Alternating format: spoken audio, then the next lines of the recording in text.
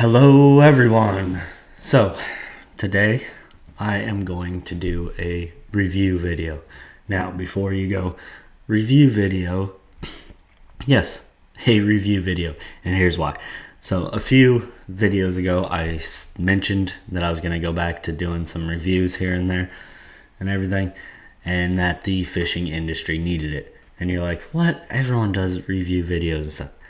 There are a lot of them out there, but pretty much every single one of them are done by people that have affiliation bias. Either they are sponsored by that company, so they're not going to tell you that something sucks because they don't want to lose their sponsorship. Or vice versa, they're sponsored by a different company. They're not going to tell you that the product is good because they don't want to upset that sponsor. Get what I'm saying? I have no affiliations. Yes, I have gotten free products from people, but I will not make a review on it, and I will tell them that. If I don't believe in it, I'm not going to say that it's good. Or if I really believe that people need to know that it sucks, I will say it sucks. I just will. That's who I am. And I don't care if I hurt your feelings. I don't care if I hurt your feelings. So, like one of the biggest videos on my channel or whatever was a review on the Kipwa 3-blade prop, and went into it with science and testing and all of that. And you can check out the video, but pretty much I didn't see the hype in it. People got butthurt about it. I don't care. You don't agree with me, you don't have to. But a lot of people will want to actually know facts. So, anyway, with all that being said, I'm going to actually do a review on a lure that now here in South Carolina, kind of getting out of the best time to be using this. Still can, but really once the spawn starts hitting, I don't really use this type of lure too much, but that's really the only time year round that I don't really use it that much. Hit the microphone, hopefully that didn't make a weird noise, but that's really the only time I don't use this thing, and that would be a spinnerbait. And I don't know how well it's going to look with the green screen. We'll see. Maybe I won't even do the green screen. It'll just be a green screen. Anyway, this is the Booyah covert spinnerbait. Now, really, especially from early fall into the spring, really until the fish are full getting into spawn mode, this thing is a go-to for me. But also in the summer, I will go back to throwing this too, skipping docks and trees and all that stuff as well. So don't sleep on the spinnerbait. It's kind of making a comeback now, but really, I mean, a lot of people don't throw a spinnerbait anymore. But this thing, I'm telling you, is the best in my opinion. It really just came out a few years ago, and I've got them, and it is one of the only spinnerbaits I use anymore, if not really kind of the only one. But let's go through why this thing is pretty awesome. It's tied onto a rod here. Didn't want to untie it, so yeah, you might see the line.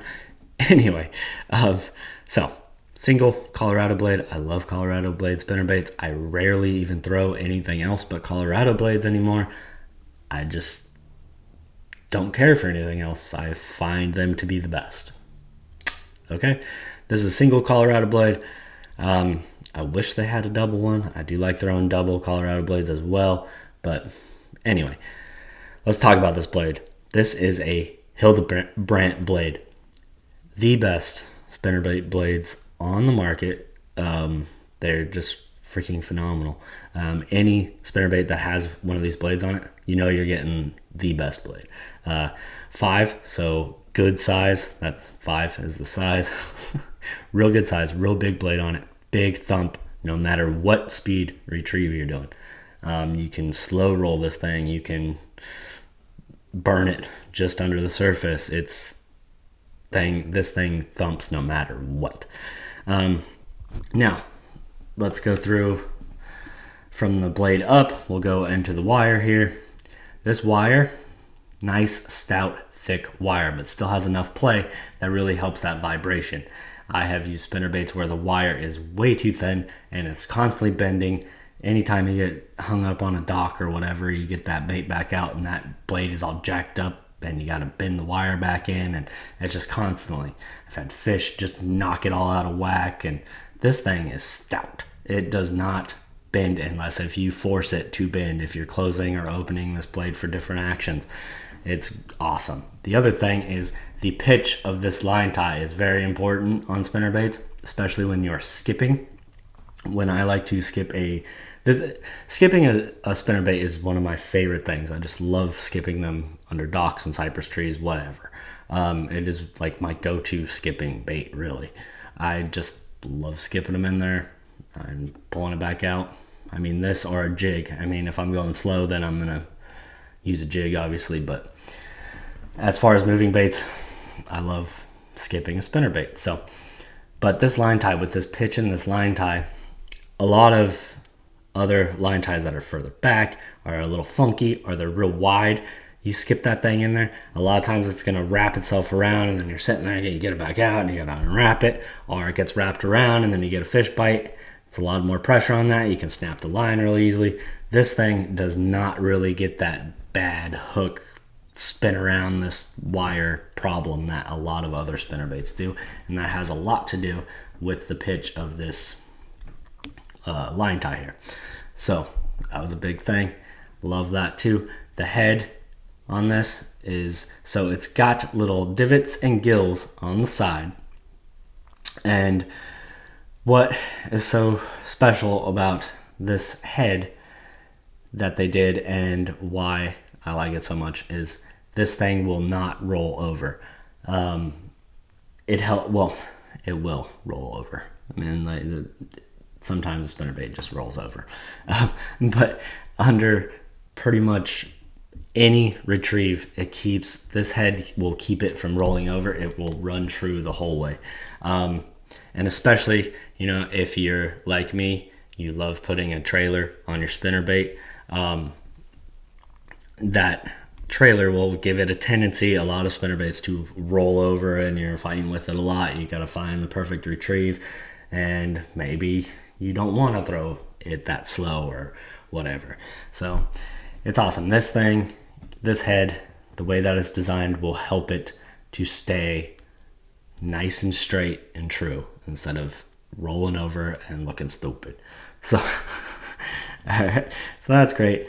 The one complaint I do have about really any booyah products, I don't like their jigs, their other spinnerbaits. I like most of their spinnerbaits. This is my go-to now, but their other ones are good as well. And I do have still some of their jigs. They're okay. They're pretty good jigs. I mean, like the money jig has a cool head on it. I like that. But I don't use it because of this problem. The skirt. Whatever they use for their skirt, this rubber or whatever, I can already see this one is starting to split bad. But the rubber band or whatever they use for their tie, I don't like rubber tied on skirts anyway. Okay, I like a wire tied, hand tied skirt. I don't like these molded rubber skirt ties on them. So that's a big thing. This thing, they tear and rip off super easy. This thing will melt if you have it laying on the deck of your boat all day. This rubber will actually start to melt, and it's crap. And it's a lot of booyah stuff, or all of their skirted stuff. Sorry, booyah. But figure your stuff out. So I hate that because constantly got to replace the skirt.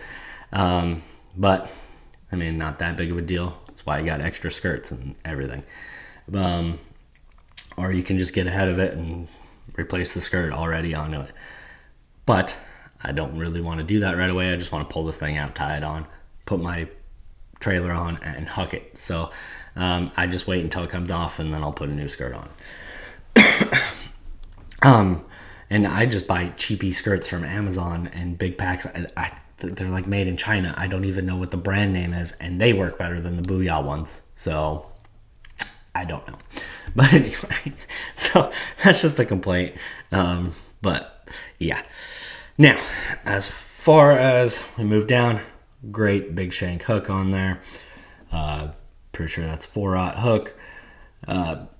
Awesome. Never had a problem with hookup ratios. I don't know what brand hooks they use at Booyah. I don't remember. I think this is a Trocar, if I remember right. I'm pretty sure Christie is sponsored by Trocar anyway. So I'm sure it's the same, whatever he's sponsored by. But I like their hooks, and it's solid. So now, a big thing too that I really like, see, you can actually see the skirt is starting to melt, so the bottom is like slipping down. This was cut higher, but it's slipping and getting all off kilter. Yeah, whatever. Probably just end up changing the skirt soon enough. But anyway, on to the next thing. This has a trailer bait keeper on it. The good kind, just those wire kind. Those are my favorite trailer keepers. I love them. A lot of like the screw locks and stuff, don't care for them. But yeah, just a good solid trailer keeper, which a lot of spinnerbaits also do not have. I get that people throw trailer hooks. I used to be a trailer hook guy, not a trailer guy. Would just put a trailer hook on a spinnerbait and throw it like that. I found that the trailer hook was pretty much useless, especially if you put a trailer on it.